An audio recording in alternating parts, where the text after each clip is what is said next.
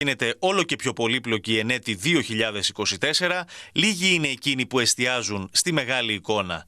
Ο Ιωάννης Σιτιλίδης είναι ομογενής της Αμερικής, με καταγωγή από την Αγία Κυριακή Καστοριάς. Είναι ιδιώτης και συμβουλεύει το Υπουργείο Εξωτερικών στις Ηνωμένες Πολιτείες ως περιφερειακός συντονιστής της Νότιας Ευρώπης για Ελλάδα, Κύπρο και Τουρκία, βάσει σύμβασης με την κυβέρνηση των Ηνωμένων Πολιτειών από το 2006, υπό τους προέδρους Μπούς, Ομπάμα, Τραμπ και Μπάιντεν. Βρέθηκε στην Κύπρο με αφορμή το συνέδριο της ΑΧΕΠΑ για τα 50 χρόνια εισβολής και κατοχής. Εμείς τον συναντήσαμε για μια εξαιρετικά ενδιαφέρουσα συζήτηση με το βλέμμα πάντα στη μεγάλη εικόνα. I'm back in Cyprus for the first time in many years because mostly to join the AHEPA for the 50th anniversary grand banquet that's being held here this week, unfortunately in commemoration of the 50th anniversary of the Turkish invasion and ongoing occupation of Cyprus. It is a tragic situation in international relations and it breaks our hearts to this day. And we remain as dedicated as possible in the United States to see how we can help to bring about a just, enduring and democratic solution to the Cyprus problem. So that's the first order of business here. But while I'm here, I'm also here to get a better sense on a personal level of the strengthening military and security cooperation ties between Cyprus and the United States.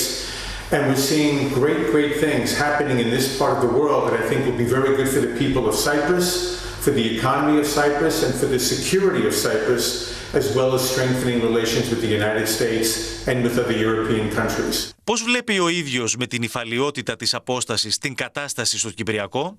The unfortunate part has to be underscored.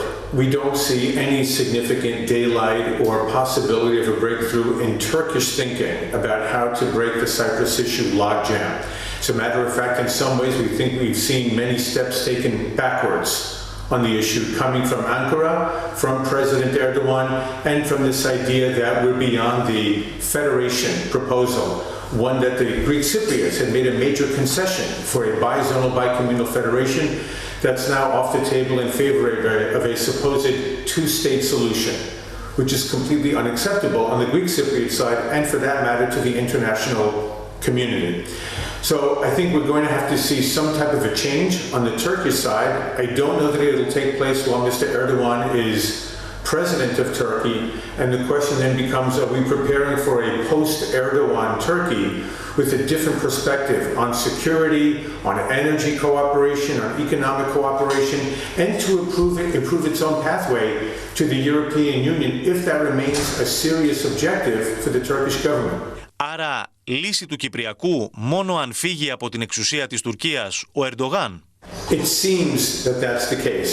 Remember, one of the things that we were very hopeful about back in about 2002, 2003, when Erdogan first came to power, when his party, AKP, first came to power in Ankara, that he said that he would be one step ahead of the Greeks and the Greek Cypriots on those Cypriot matters.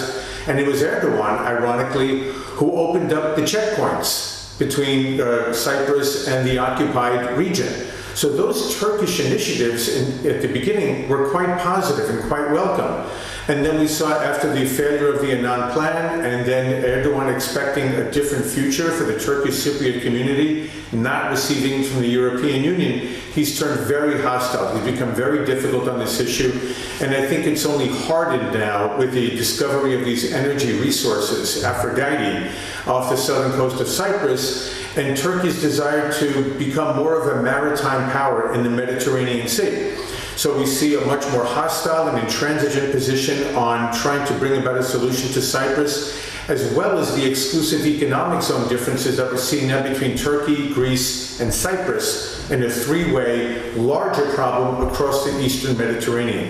Ποια λοιπόν είναι η θέση της Κύπρου και η γεωπολιτική της αξία στην περιοχή της Ανατολικής Μεσογείου? Cyprus has already proven itself to be a major pillar of stability and of security and of humanitarian support for the people of Gaza, the Palestinian people, with its central role in the humanitarian corridor for the pier that was built out in Gaza.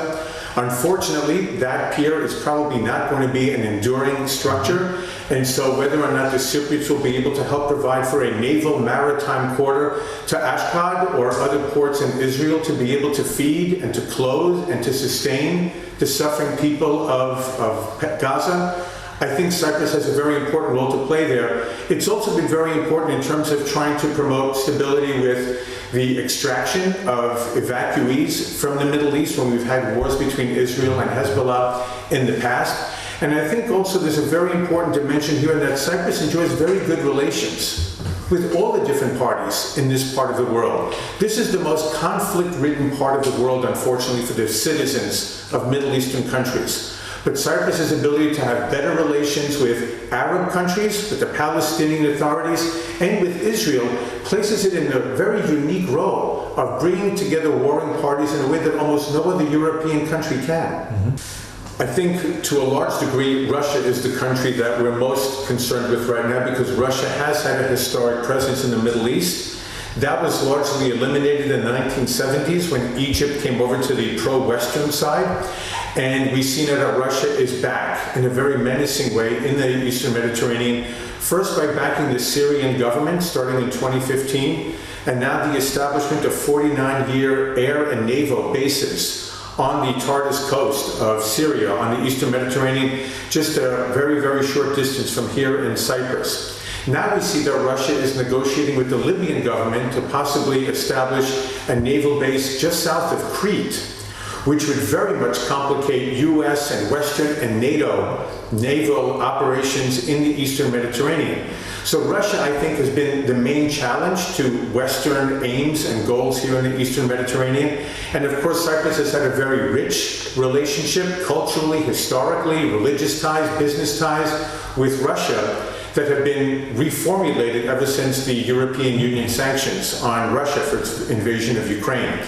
So I think the U.S. is looking to Cyprus as a major new partner for promoting stability in terms of naval operations, search and rescue, non-proliferation, all of these key aspects of Western security in this very dangerous part of the world. And I would add one more thing that doesn't get discussed very often, and that is going back to what I mentioned before about the Houthis disrupting global shipping through the Red Sea. The Suez Canal is one of the world's most sensitive choke points. Much of the oil and natural gas that comes to Europe from the Middle East passes through the Suez Canal. Much of the finished goods that come here from East Asia come through the Suez Canal. And of course, the finished products from Europe to markets in the Middle East and South Asia and East Asia all go through the Suez Canal. So the degree to which Cyprus can join with Greece, with France, with the United States, with the United Kingdom, and very sensitively and very delicately with Israel and Egypt, to be able to maintain open shipping lanes in this very vital choke point of the world, I think only enhances Cyprus' stature across all of these security frameworks. Υπάρχει πάντα στο τραπέζι και το ζήτημα της ασφάλειας, αλλά και της ειρήνης, και η Κύπρος έχει να διαδραματίσει πολύ σημαντικό ρόλο. Now with the land operations and naval operations that will be coming out of Cyclops, we see a closer configuration and a harmonization of many foreign and security policies throughout the region. I think the U.S. and Cyprus are sharing more and more concerns about what they consider to be similar challenges and foes, and those that would undermine stability in this part of the world. And I think it also enhances broader European security in this area that had been relatively quiet for quite some time and will likely become a cauldron of crises, not just here in the Middle East, but if you look at this sort of arc of crisis around the Eastern Mediterranean, we have what will likely be probably a frozen conflict between Russia and Ukraine. Hopefully that war will come to a ceasefire sometime soon, but that war is not ending anytime in the near future.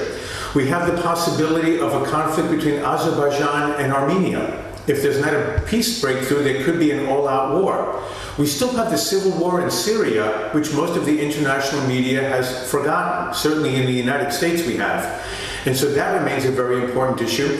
And we have this ongoing Iranian threat against a number of fronts in Israel. Πώς βλέπει ο ίδιος την κατάσταση με τα πολεμικά μέτωπα στην ευρύτερη περιοχή? And then we still have the civil war that's taking place in Libya. I mean, I would say that one of the most catastrophic errors the NATO alliance made is to overthrow the Gaddafi regime. He was a dictator, he was a cruel and evil man, but there was stability in Libya, and now we have human trafficking pipelines that are threatening the societal well-being of many European countries, with millions of Africans that are looking to come into European countries in the years ahead. And we have modern-day slavery taking place in open markets in northern Africa now as a result of the overthrow of Gaddafi. So Cyprus is right in the middle of all of these crises that don't seem to have any diplomatic settlement anytime in the foreseeable future. Cyprus needs to be better defended. It needs to stand up for itself against external enemies.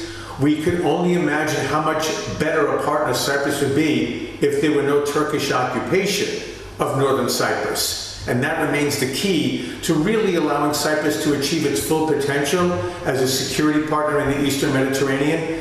But I think Cypriot leaders look all around this radius, this periphery. They see crises and wars and conflicts and challenges everywhere, and they're taking the right steps and making serious, logical moves to enhance Cyprus' security.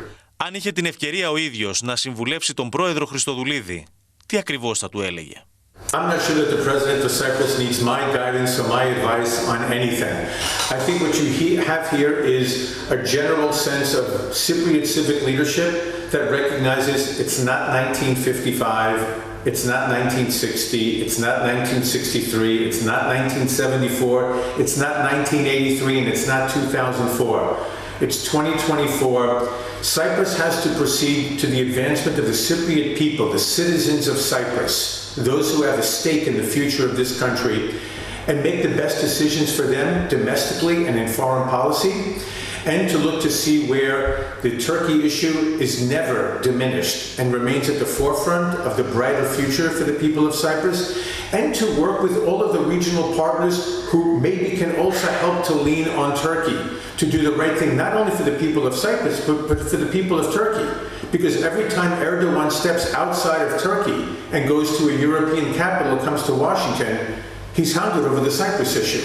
This is an albatross around Turkey's neck, and it only sets back Turkey's foreign policy, but sometimes ideology overtakes rationality, unfortunately. Λοιπόν, αυτά από τον Ιωάννη Σιτιλίδη και